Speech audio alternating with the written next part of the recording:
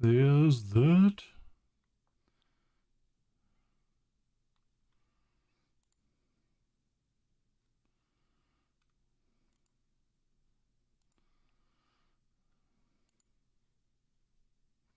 Had to get that up on Twitch so I can actually watch the chat this week. Like after I missed the person last week, I'm like, damn, I gotta watch this week. Yeah, we had a lot of interaction last week.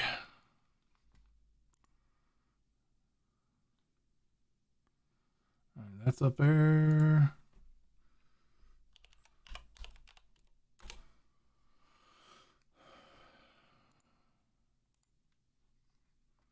Hey, get me logged in this time.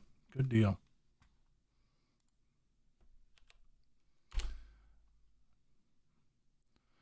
Got baptized this morning, and now my pastor sending me friend requests on Facebook. I'm like, I'll do it after the video, after the stream.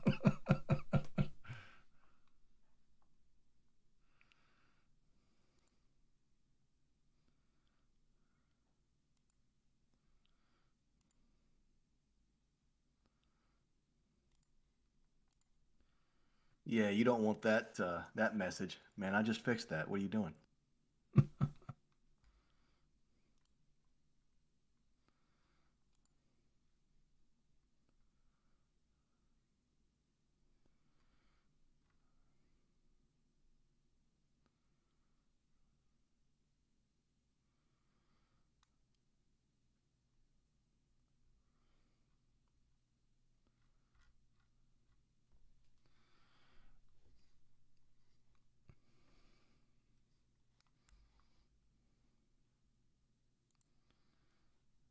All right. Minimize this. All right. We'll give them a couple minutes. You know, I could probably bring up the Blizzard launcher and tell Wild to get his ass in here.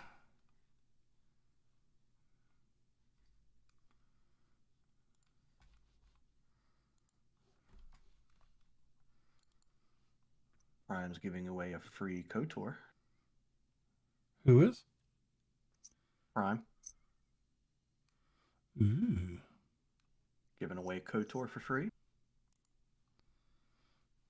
Giving away an Invincible comic with Adam Eve, a visual comic.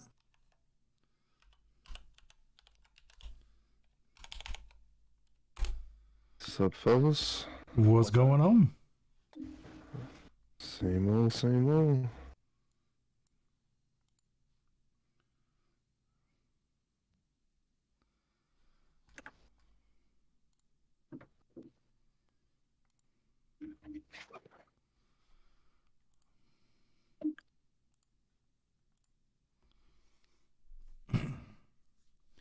All right, I have messaged him.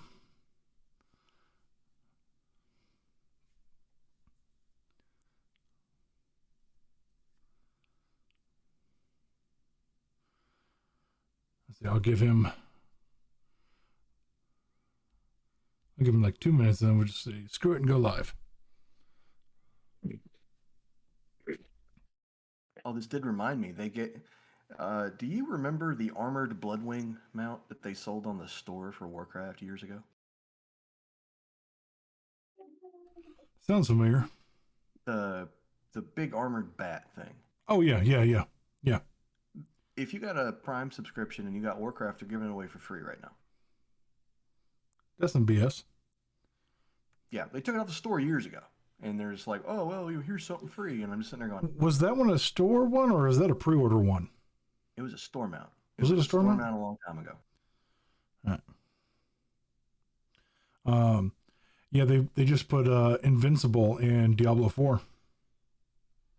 Really? Yeah. As what? As a mount. So like the Lich King horse is now in Diablo 4. Okay, all right. I was like, they put Invincible comic character in Diablo? No, other Invincible. That's what I was thinking. I was like, that doesn't make any sense. No. I'm like, he's gonna win. But... King Arthas's zombie horse. Okay, yeah. It took me forever to get that damn thing. I still haven't got it. I've got I got like 500 kills on the Lich King, still don't have it. Sounds like my attempts to get those plate shoulders from Siege of Orgrimmar. I used to go every week with every single character and go farm the Lich King. Go back just a minute. Yep. And never got it. I used to help a friend of mine farm Onyxia for that mount. Mm. So she would go on every character, and I'd bring all of my alts with her. And I was like, whenever it drops, it's yours. And we finally got it drop, and I gave it to her. And she's like, all right, we can do it for you now. I'm like, no, I don't want to do this. I don't care enough about that mount. I did this for you. I'm like, what's funny what? is the rarest mount I have is Mimron's head. And the funny part I was wanted that thing for the longest time until they gave you like the little the head with the legs on it in Mechanon or Mechanon. Yeah.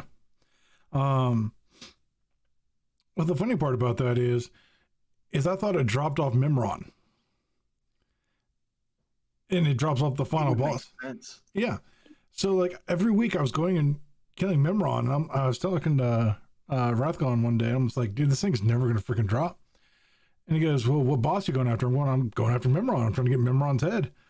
And he goes, oh, you gotta go kill the last boss. And so the first kill on the last boss, it drops. Yeah.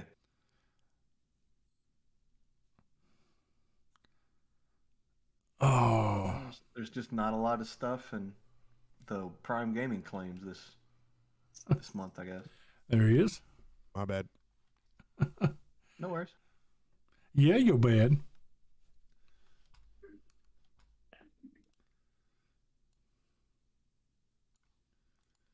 Make sure to turn everybody up.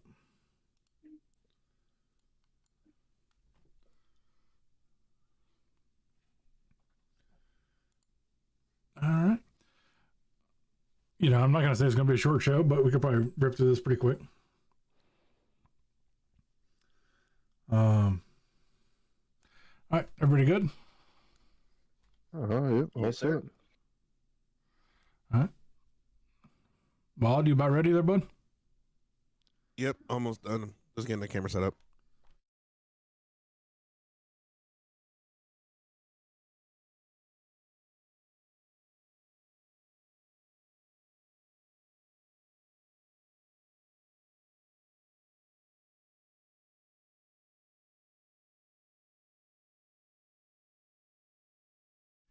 I need to mute that channel.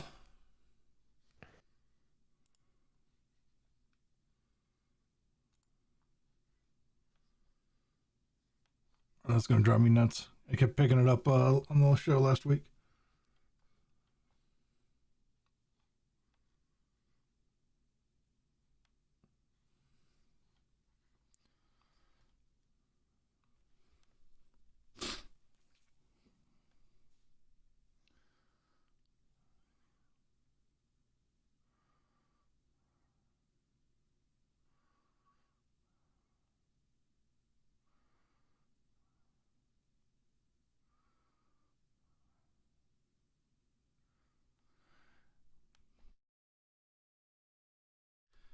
I need a Jeopardy music button.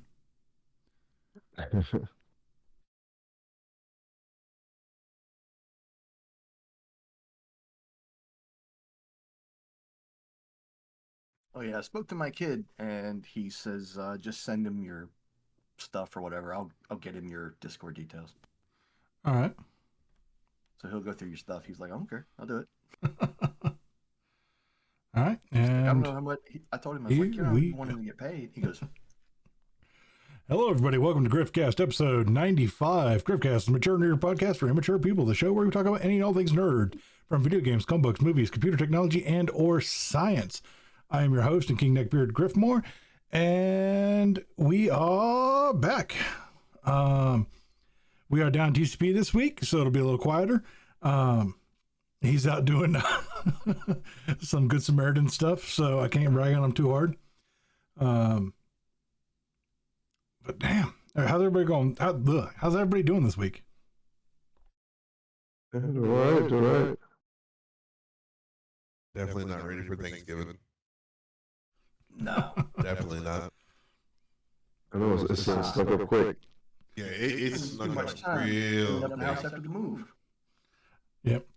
Like me and the wife have already agreed. It's like Christmas is null this year. Like ain't nobody getting nothing. Getting box of reusable, getting some Ziploc baggies, some plastic knives and forks. I know y'all gonna use them some way. Oh, hold on. I don't know why this is doing this.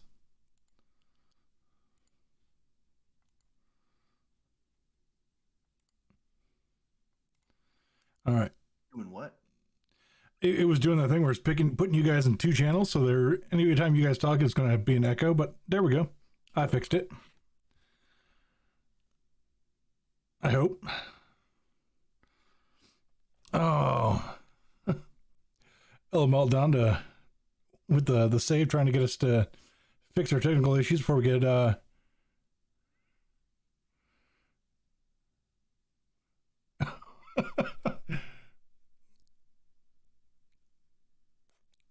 weirded me out for a second, man. I didn't recognize that name. I'm like, uh-oh, do we have a fanboy? What's going on here?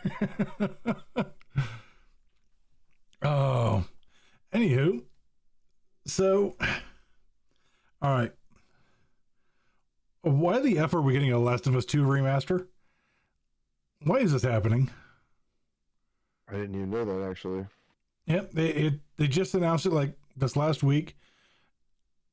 Didn't it like just come out like not even a year or two ago? I really feel like it just came out not that long ago. Yep. They want to add a new game mode and do a PS5 port on it. And I'm just like, well, just do a PS5 port on it. You don't have to fully remaster the bloody thing. But I tell you what, Sony right now is doing everything they can, trying to cash grab as much as they can. I mean, to tie in with one of our later topics, you know, they just laid off however many people, and now they're trying to cash grab on something that they've already put out. So they're pretty much trying to milk it for everything it's got. Yeah. Until everybody's kind of they get kind of fed up and they're like, okay, we're done. Well, the first one was. The second one was mediocrely received. Mediocrely received, but it still has the list for the highest awarded game ever that they've ever made. Because everybody shilled for that game the minute it came out. And like, oh, it's the greatest thing ever. If you don't like it, you're a whatever. Yeah. I mean, I just don't like the franchise period, but in The Witcher 3. Which blows my mind. But well, damn, that'll talk. Which I kind of see them remastering this, kind of like them re-releasing Morbius. Like, the internet has convinced them that this is a good idea. Oh. They're talking about us. Let's re-release it. I don't know. It's like I said, I never really cared for the franchise as a whole. I didn't care for the characters, didn't care for the story, didn't care for the gameplay. Just wasn't for me. So if you enjoyed the game, you know, have fun with it. Just ain't for me. And so I just don't see the hype behind it. If we're going to remaster a game from a few years ago, can we do Shadow of War, please? Or like Shadow of Mordor or something? Yes. Please. Or, you know, can we get Bionic Commando, Bulletstorm? Bulletstorm got a remaster a few years ago. It's actually really good. Oh, did it? Yeah. Okay. I'll have to go look for that. Flip edition. I'll have to go look for it then.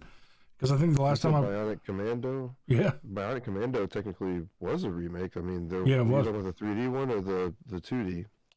They remade it they remade it or relaunched it on the 360.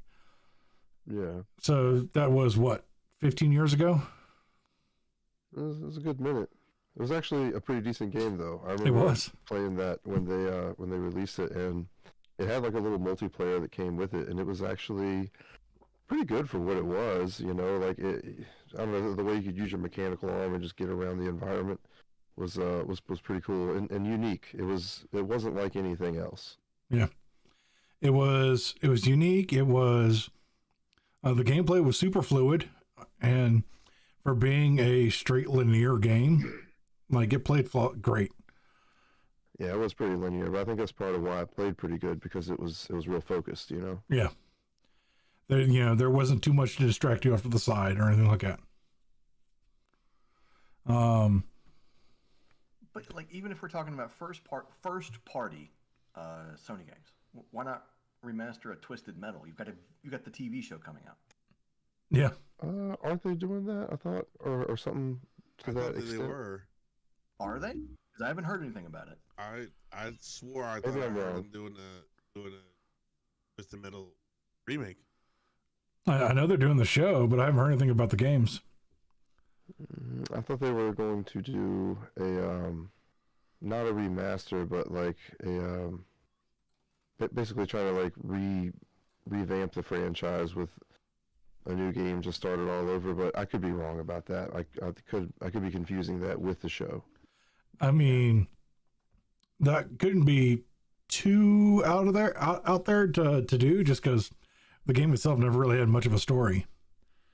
Yeah, not really. I mean, it's like a bunch of individual stories all kind of like stitched together in a very loose manner. Yeah. Yeah. Like every character had a story if you won the tournament with it. The arcade mode tournament with it. The story you got was Twisted Metal Black. Yeah. Which is probably the reason that I fell in love with Paint It Black. Because of their intro cover of that song. I just remember, what was it, Twisted Metal 3 on the first PlayStation, or is it Twisted Metal 2? If you put it into a CD player, it was like the entire the soundtrack. Yeah, it was the entire Rob Zombie album. Yeah, I remember that. And then didn't they do that with another game? I don't remember. If you actually put it in a CD player, it actually played like the actual soundtrack. I can't remember. I know they did it, but there was also another one that did it as well. I can't remember which one it was. I think, didn't San Andreas have a decent soundtrack on it? It used to. I mean, all right, if you bought San Andreas like originally, like updates have been pushed to remove songs from the soundtrack over the years. Yeah, which is really weird, but I remember hearing about that too. Yeah. I'm sure a lot of that has to do with like the Twitch, was it NDCA or whatever, or NCDA? Yeah, I was under the impression that like, if you signed an agreement for something to be in a video game, they can't just patch the music out later. Like, I didn't think that was a thing. It is now. So they've got, because so many songs have been used in games now. I mean, there was one time that, I was using open license music, and because it was made by another creator, like, my stream got flagged. Even though it was open source. But, I mean, Twitch got overly aggressive with that. But they didn't want to have another thing of selling games because they couldn't keep the music license. I've heard of that, but I've never heard of them just removing it for the game to keep going. Like, that's... I'm actually kind of curious if how many people are streaming Hellsinger.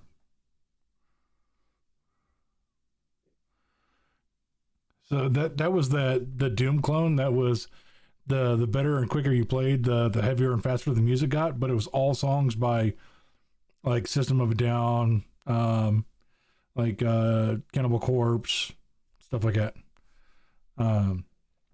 That came out on Game Pass, I believe. But, I don't know. I was looking at that, see if anybody's actually streaming that, because I mean, it's just all pre-recorded songs by big metal bands.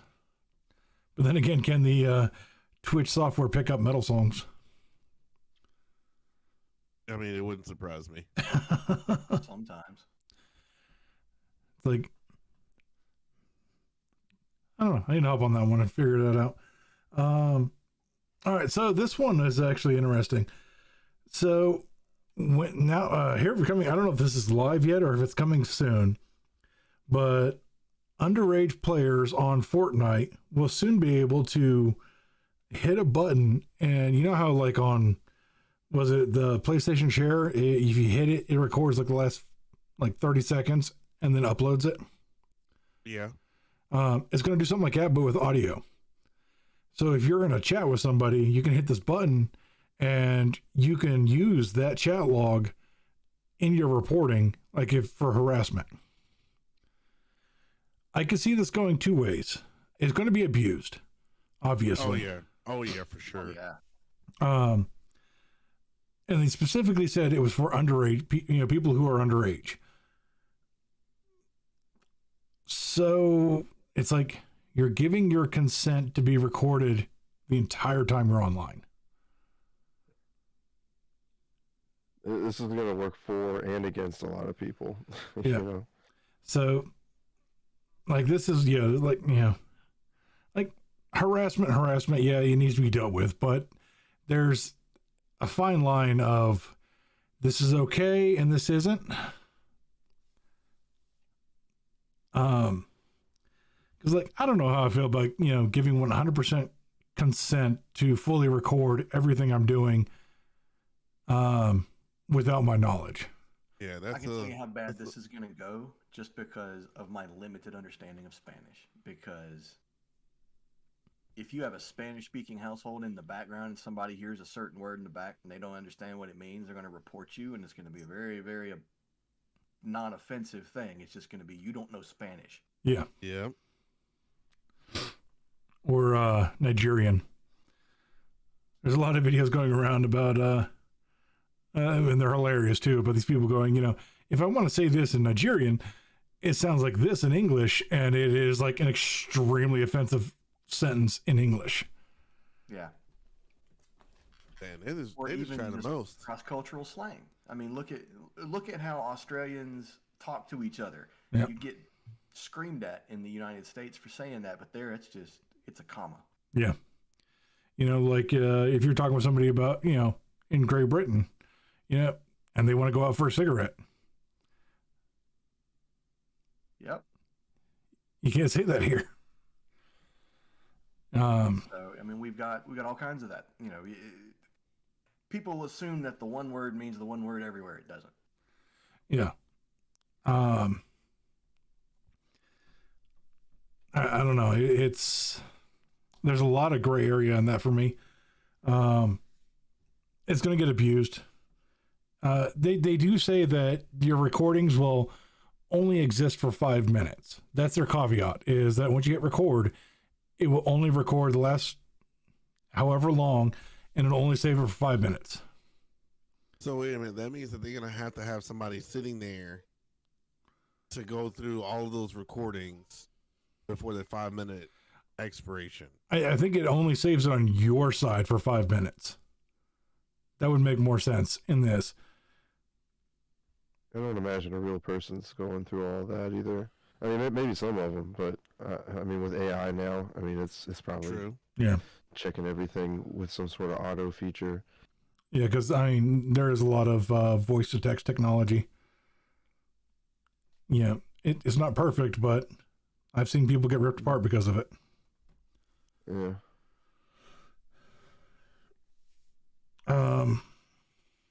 I don't know. Like there's a lot back and forth on that one. Like a part of me is like, I'm never going to say anything to get myself busted anyway. And second, I don't even play Fortnite, but I don't like people being forced in a scenario where they're being recorded against their will. Even though yeah, that's a good question. I think they'll have to adjust the coding for each location, or they'll make it part of their user agreement. User agreement trumps most state laws.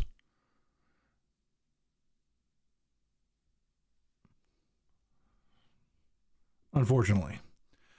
Unless you... Some places, well, it does depend on the law. There are some places where you'll put something in a user agreement and as soon as it gets legally challenged, it'll get tossed. And Yes. they know that. Yeah. But, and also... There are whole swaths of Steam's user agreement that absolutely cannot apply in the United Kingdom. The United Kingdom has an entirely different system. You have to be able to resell your games. Also, there's a lot of states like Virginia and North Carolina, which is a single party recording state. As long as one person is aware and agrees to and consents to being recorded, it doesn't matter who else is a part of it. Yeah.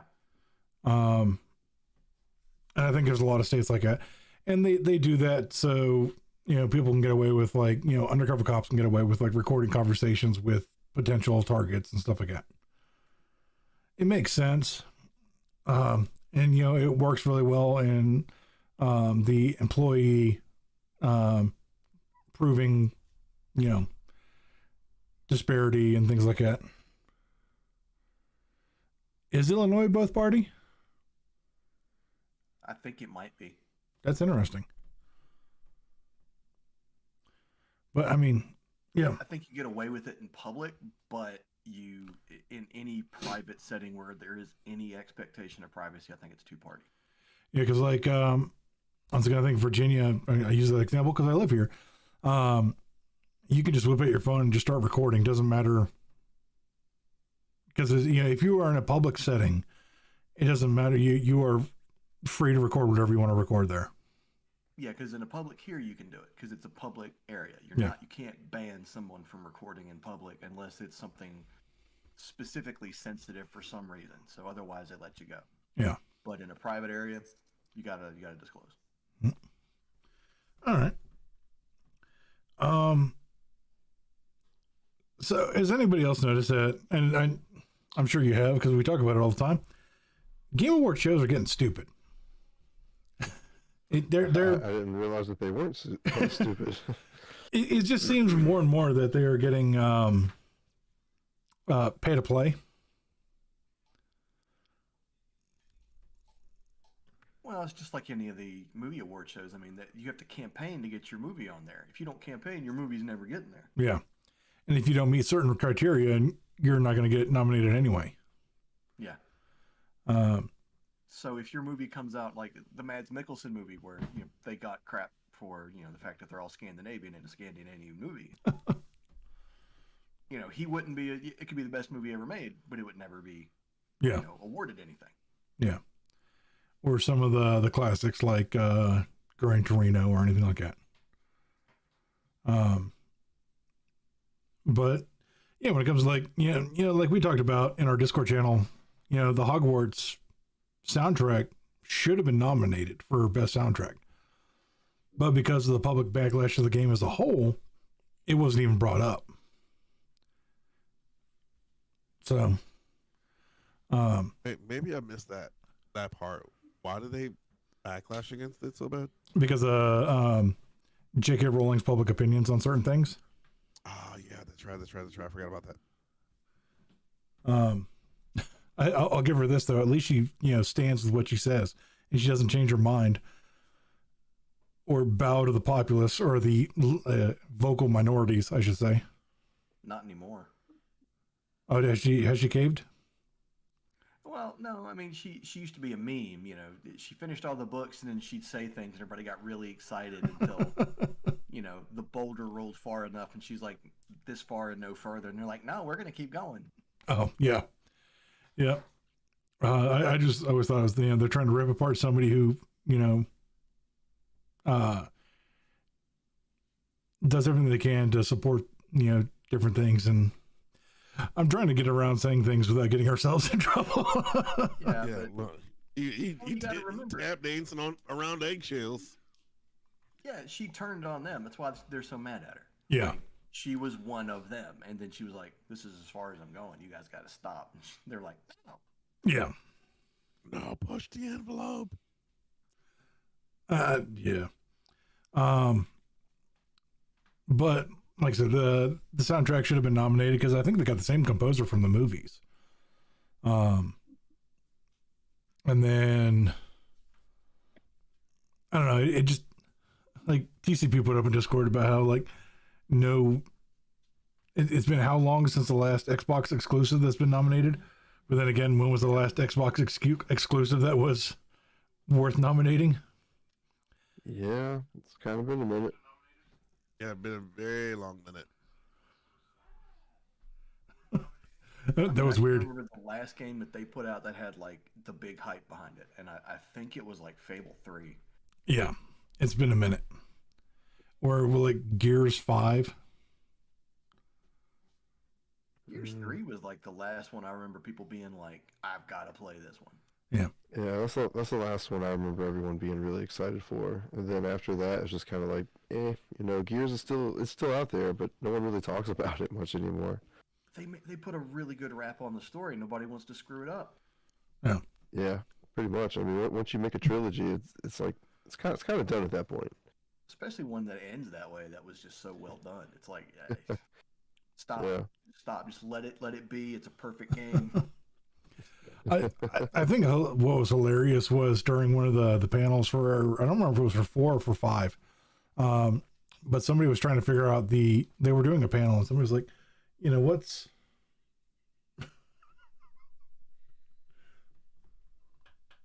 hi, what you doing?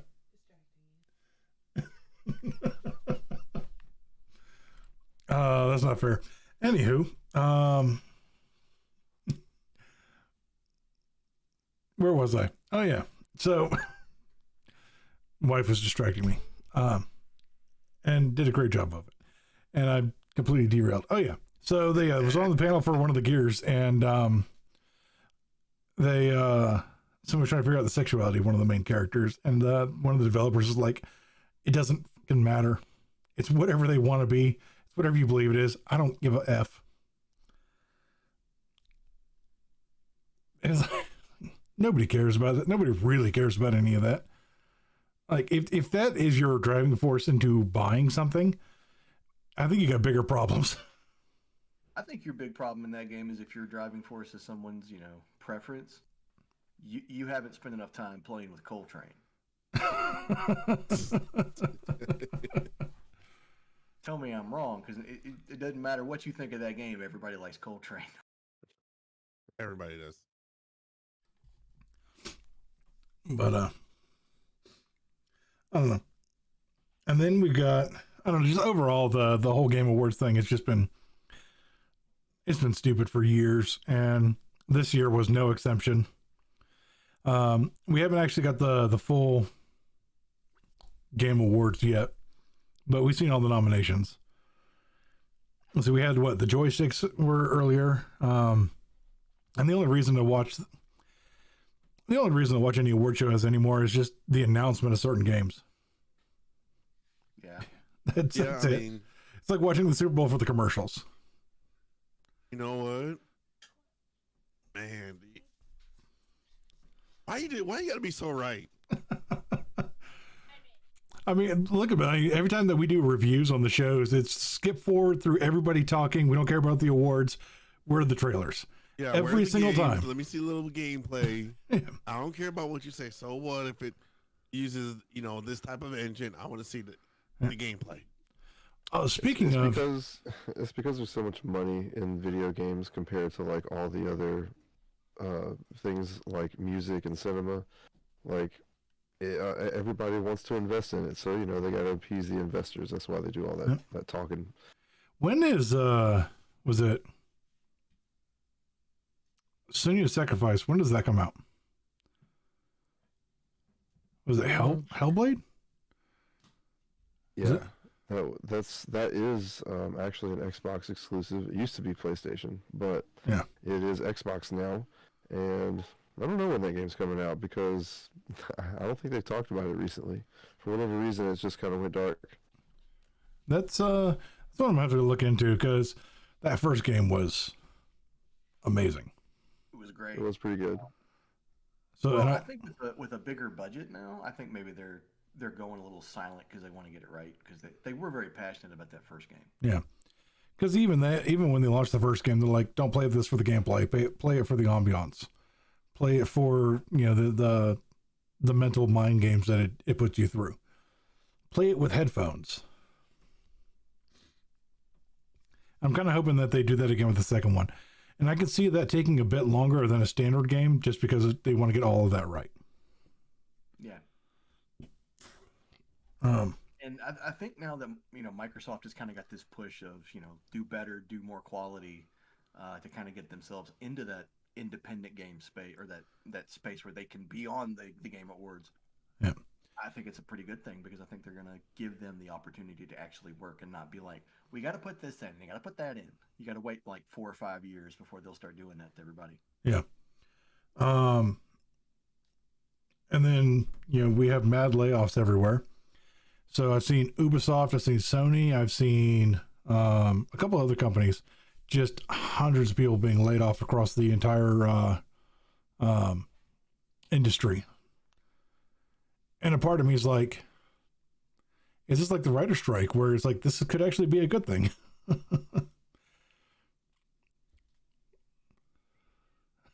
Yeah, when the writer's strike was done, I was like, damn it. Oh, is it done? Yeah, it's done. It's like, oh, well, it's like, can you really, those guys, what were they upset about? Was it AI writing all their scripts and all that? Is that what they were upset about? Yeah. And I'm just like, they could probably write things better than you can. So, I mean, if you watched anything in the last couple of years, writing has gone downhill.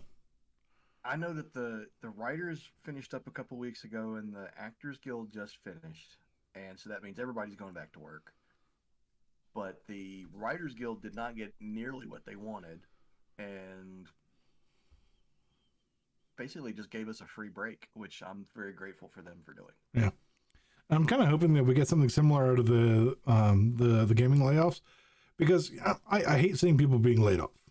That's never a good thing, especially if it's for people that are good at their craft.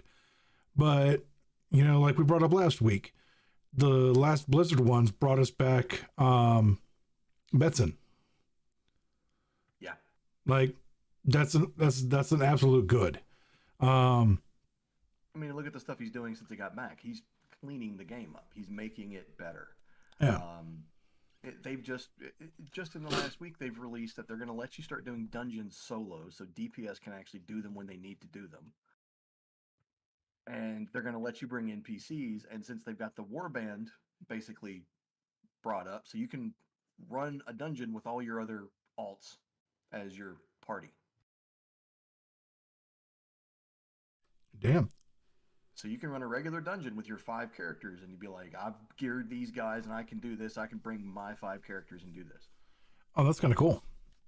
So you don't even need to have anybody else, just your 5 characters.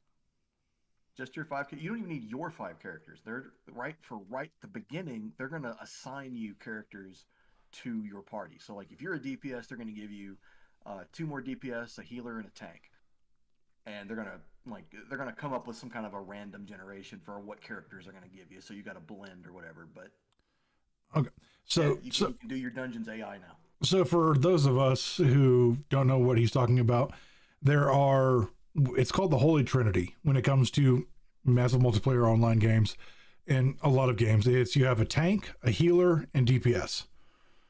That's the Holy Trinity. That's the Triforce of MMOs. It has been that way since the dawn of MMOs. And we have to put an addendum on that because just in the Dragonflight expansion, they have made a support class. Oh, that's right. Yeah, I forgot about that.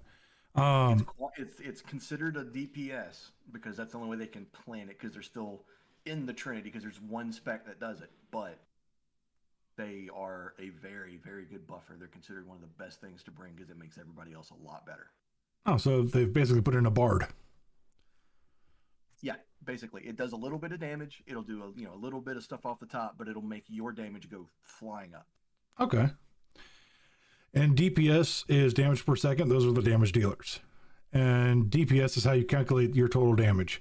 So if you ever watch somebody do a raid or something like that, and you're like, hey, you need to get your DPS up, that means your damage per second is too low.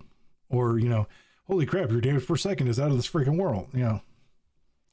That's what DPS stands for. Tanking is the people who grab the boss aggro, or who take all the hits for the party, and the healer keeps everybody alive. I know, episode 95, and we're talking about, MMO basics, but hey. Yeah. I mean, but, I remember you- learning the basics when I first started. I was just like, oh, I don't know what to do. I'm just swinging at stuff. And I was like, no. Just go over here. Don't worry. Don't pull aggro. Don't ever pull aggro because you make the tank's life miserable. Yeah. Don't ever pull aggro. I've always been told that. Yeah, and back in the day, if your tank couldn't hold aggro and you out DPS'd your tank's aggro gain and you got aggro, it was never a good day for anybody. No. Oh my goodness, no. I was a tank in BC, the original Burning Crusade as a paladin, and I tell people when I got in the group, I need about 10 more seconds than a warrior will. Once 10 seconds is up, you can go as hard as you want, but you got to give me that time. You can't go nuts. You got to wait. Yeah. And if they didn't listen, I'd let them get eaten. All right, so I was in a hardcore progression raiding guild. We were doing Sunwell, and we were doing Brutalis. Like, this was... I still have flashbacks from this one. But anyway, we're sitting there doing this guy, and there's a warlock in the back yelling like he's right on my butt for threat. You got to threat a little bit harder. I got to blah, blah, blah, blah, blah. And I was like, all right, I'll tell you what. I'll help you out.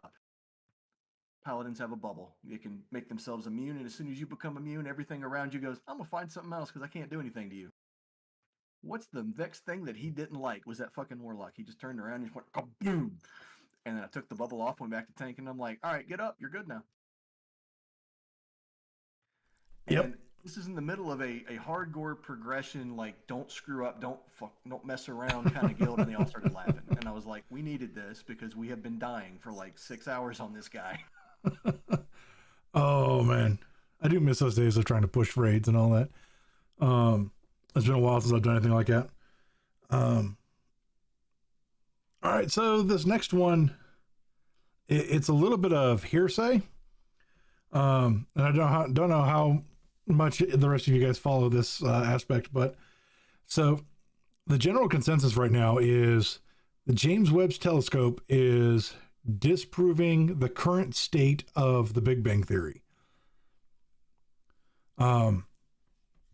And it's doing it by finding, galaxies and black holes that are just a bit too big to be where they are at the time frame that they should have been. Because how we determine the age of something within the universe or how we see something and determine the age of within the universe is depending on how strong the light is when we can see it. And the James Webb telescope can reach into the center of the universe farther than anything else that we have at the time. So to give an example, like the sun that we see is 8 minutes old. Like when you see sunlight, that sunlight is 8 minutes old. It takes 8 minutes for light to get from the sun to Earth.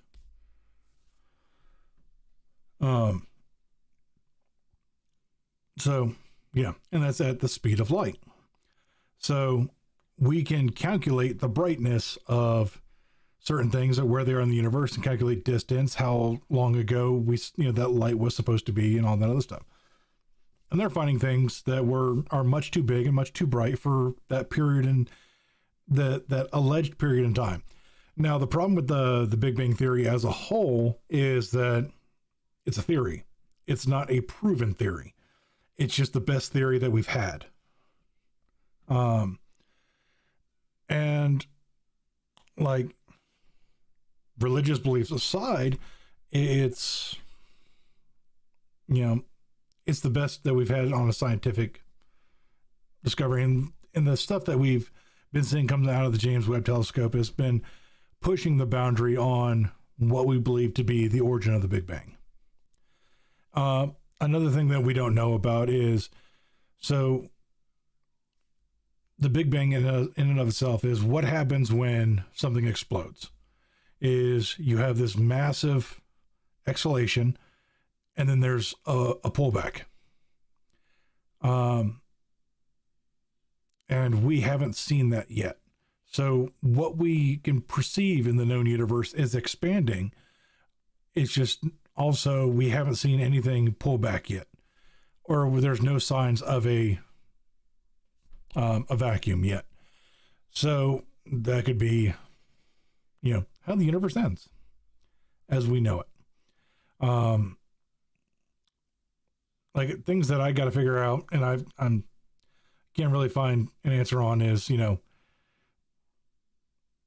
the Big Bang is supposed to be the source of everything.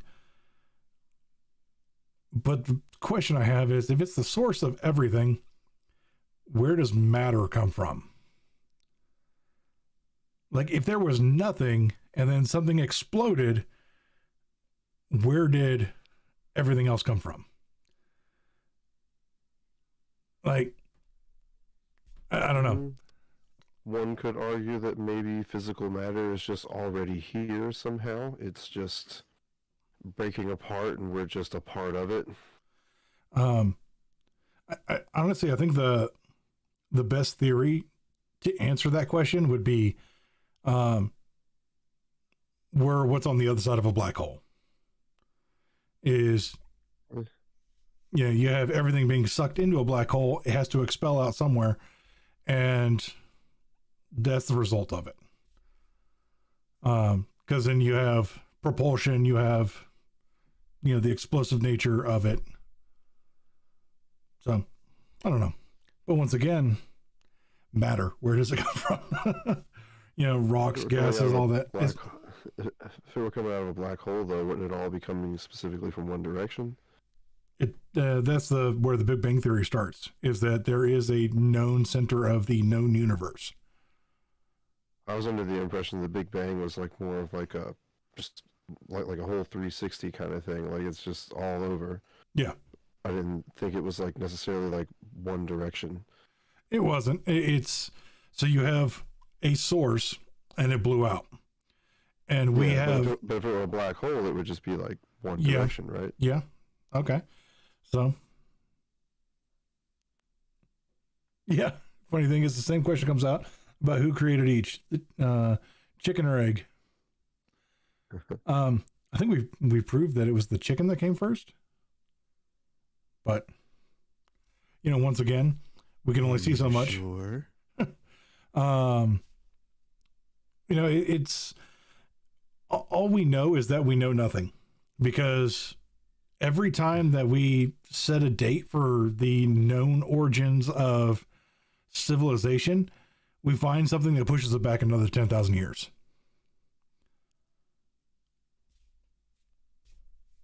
So it's like, well, that also depends on different scientists have different opinions on when civilization started. You will find historians who will argue that the minute that you have sharecropping, like anything where more than one person gathered to grow a crop, that is the beginning of a civilization. Other people argue that you have to have set laws. I know one study I read, a historian argues that the only time that she will consider a civilization to start is when a thigh bone has been mended, because that shows that there was a support structure in place to allow them to heal long enough for that bone to heal so they can continue on with their life. I don't know, that's a pretty steep one. I mean, I think they're all pretty valid things to look at. Yeah. As a whole, not necessarily one apiece. Yeah, your time frames can shift hundreds of years depending on which one is your point of view. Yeah. I'm talking about full-blown man-made structures. Like, we have a set date of, here's this, but we found this, and we've dated it 10,000 years before our last known date of civilization. But also, the one thing that, our planet is allegedly millions, if not billions of years old, and if that's the case, who's to say that civilization as we know it today is an expansion of the original civilization?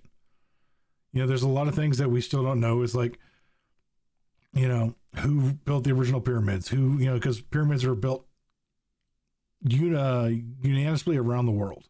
They're everywhere. And we do know in history that some things that we consider pretty essential and like, oh, this is kind of new, they were lost and rediscovered. Yeah. Like indoor plumbing, like the Egyptians had that. Yep. And was it Gogeki Tempe? I'm saying that wrong.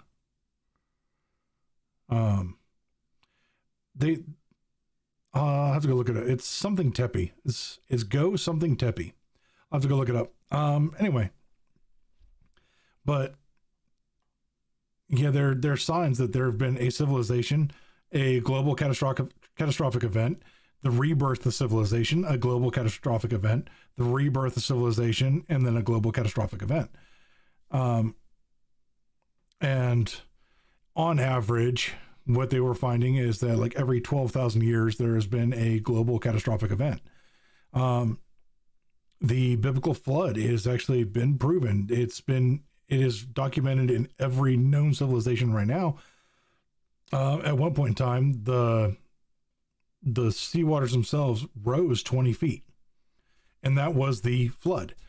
Because if you think about it, if sea level rises 20 feet, half of land masses or where every known civilization at the time would have been located is by water, which would have been flooded. So, and then once it receded and we went back, the survivors would have rebuilt around the same locations that they were originally and kept going. I don't know. Like I said, this falls under the whole known and unknown. We can only know so much because we don't have all the answers, and all we can do is accept the fact that we will never know everything.